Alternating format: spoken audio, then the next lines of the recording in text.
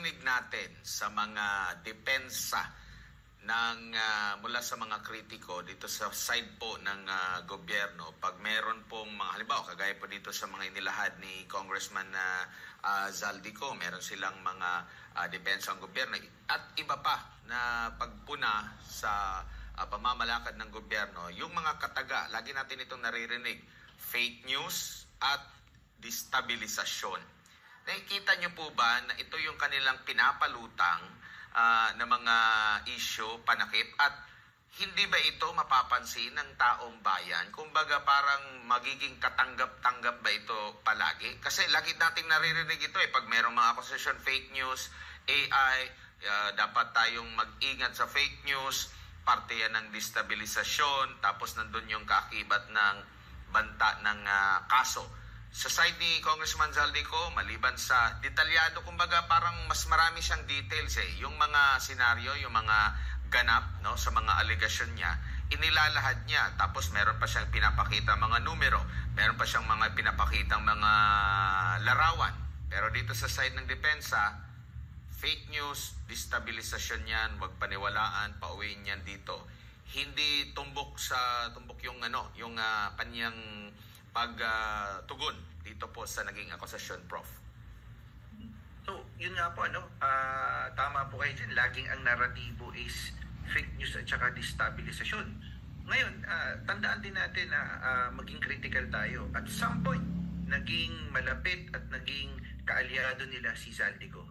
So, maaari, yun po, maaaring half-truth, maaaring walang punto o merito, pero ito marahil yung diversion o taktika upang maibig yung mga pahayag ni Representative Zaldico. Kaya nga ako po, ang sa akin pantingin, the only way na talagang magkaalaman na, umuwi si Zaldico dito at diretso diyang tayuan ang kanyang mga pahayag.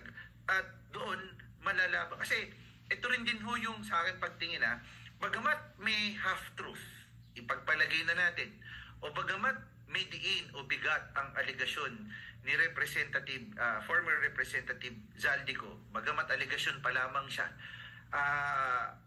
ang pinaka-questionable pa rin din, yung kanyang credibility pa rin din. May credibility issue pa rin din kasi si Representative Zaldico, na kung titignan natin, ito yung taktika pa rin din.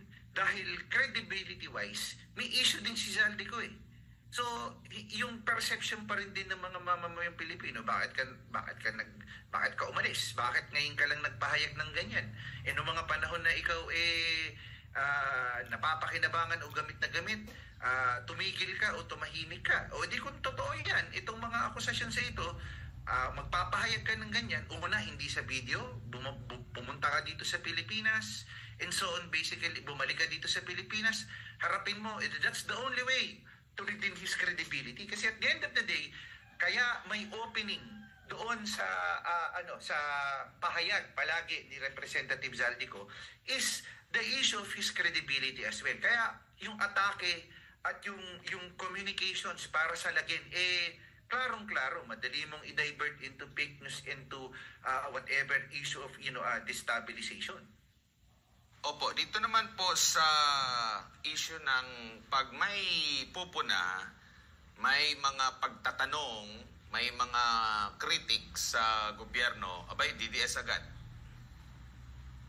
Yun po, nakakalungkot nga po ng isipin kasi ang problema po, Sir Edmar, imbis nga po na magkaroon ng accountability, ang diversion po palagi ay sa kabilang kampo o sa kampo po ng former Speaker Rodrigo Duterte, kay VP Sara, na kung saan lalo hong nakaka-contribute doon sa divisiveness ng atin pong mamamayan ngayon. Pagka mayroong problema, pagka itong existing na to, sisi. So, hindi ko alam kung yun ba yung communication strategy nila, yun ba yung playbook nila, na pagka may problema at lahat ng ito, babalik at i-refer yung naging problema doon sa previous administration o sa mga Duterte, which is hindi ko siya nakakatulong kasi katulad nan yung public perception din anong gagawin ng nakapiit na. Anong ginagawa ng VP Sara as far as VP Sara is concerned? Tahimik ni wala, hindi nga masyado, very seldom mo nga lang nga makikita yung pronouncement na pinapahayag ni VP Sara ngayon. So, kung titignan natin, on the defensive side palagi, kasi ang nangyayari is mas sumisingaw na within this administrations, these big allegations are within basically this administration po. Opo, tapos isama na rin natin yung laging pagbabalik, pagsisisi sa dating administrasyon. Ang punto kasi dito, nabuksan itong issue ng korupsyon. Kung maalala natin na Prof, nung merong, marami na tayong mga naririnig, no, doon sa pagpuna sa 2025 budget, doon sa nabanggit ni VP Sara Duterte na yung budget ay 2 tao lang daw yung humahawak po niyan, maraming mga issue. Pero yung talagang nagpagising sa taong bayan para maging laman na sa kanilang mga social media itong pagtuligsa sa korupsyon ay noong may ipinagmalaki ang gobyerno natin na mahigit 5,500 na mga flood control projects, nag-fact check ang kalikasan, binaha. At mula noon, maraming mga kalamidad ang nangyari sa ating bansa, mga hindi basta-bastang mga pagbaha, no? Pati sa sentro mismo ng mga syudad, binabaha na. Yung mga lugar na hindi binabaha, binabaha na. Maraming mga residente nagsasabing first time na mangyari sa kanila.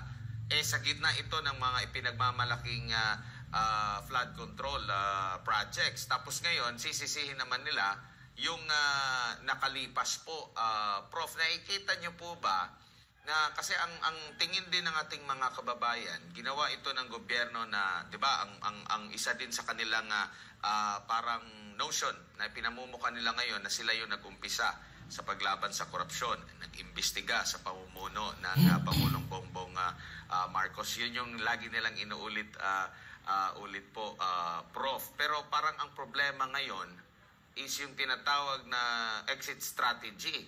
Paano kaya nila ito tatapusin? Kasi parang bumabalik din sa kanila. Prof, ano pong masasabi nyo rito? Alam nyo, Sir Edmar, kung tutuusin po, ang pinaka nag-whistleblower at nagbukas ng pintong ito na una hong nagsabi, si VP Sara. Nung lumabas po itong usaping ito, si VP Sara yung una nagsabi na ang budget ganyan, ganito. Ito yung naging galawan pagdating sa 2025 budget, which later on, ano ho yung nangyari? Validated po ng mga nangyaring sakuna, delubyo na nasaksihan natin itong nakalipas na panahon. So, it's tingin ko, vindication on the part na ano yung sinabing pahayag ni VP Sara before was basically tawag dito, justification doon sa kanyang pahayag na meron nga nangyayari at tignan nyo nga itong mga taong to na eksaktong mga tao na kung saan vinalidate yung sinabi ni VP Sara. So, yun yung nakikita natin, kaya yung mga tao tingin ko may pag-uyam na paano mo isisisi doon sa mga Duterte ngayong everything na yung ipinahayag ni VP Sara before nababalidate ng sinasabi at pinapahayag ni Representative Zaldico. At hindi lang yun, yung mga eksaktong nangyari nitong panahong ito na sa flood control, yung usapin pagdating dun sa budget and so on and so forth. Maganda yung niraise mong concern o question, Sir Edmar, no? Yung usapin ng exit strategy.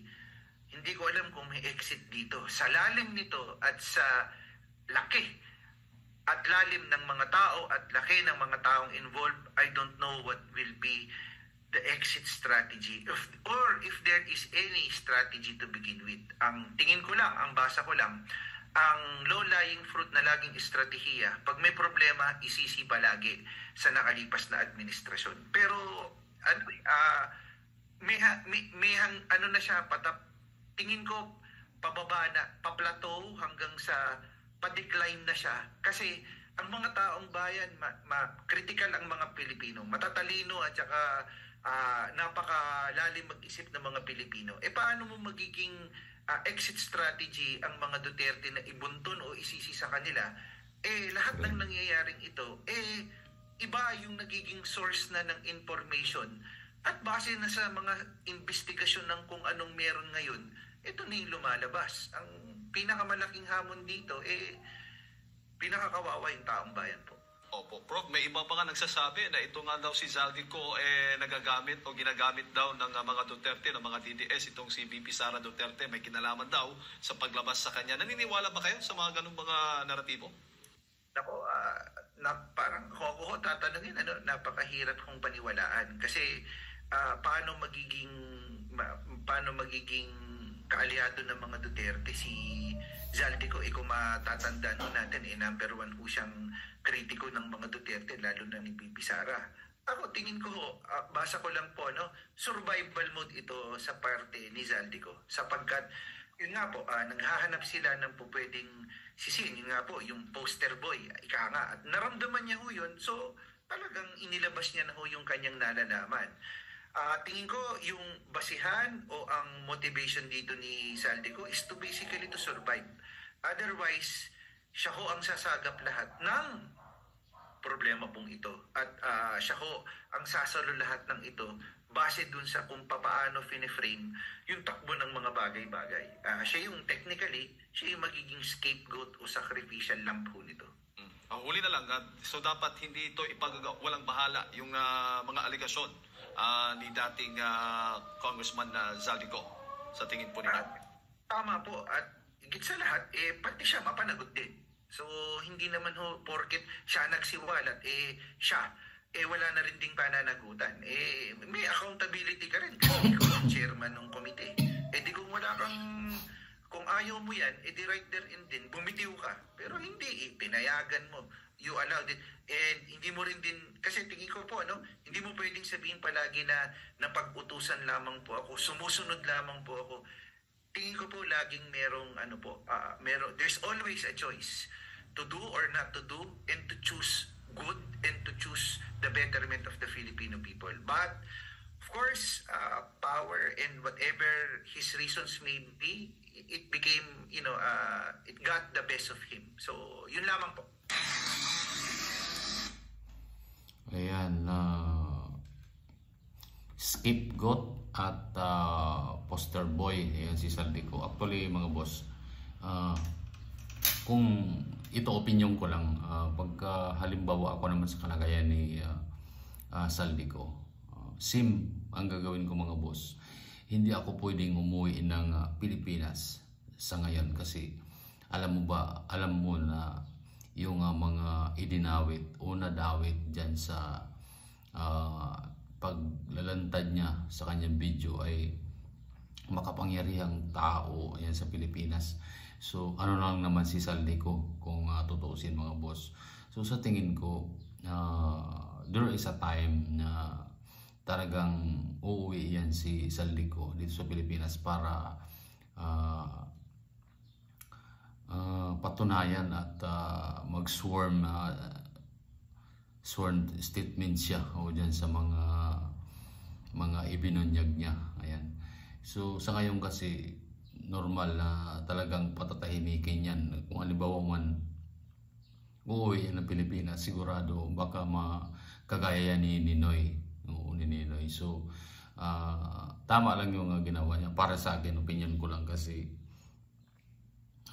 alam naman natin na administrasyon yung nakakalaban niya, nakakalagad dyan sa scandal. So talagang magtatago yan siya muna for the security reason. So mga boss, sa tingin nyo, mga boss, ano yung may comment nyo dito?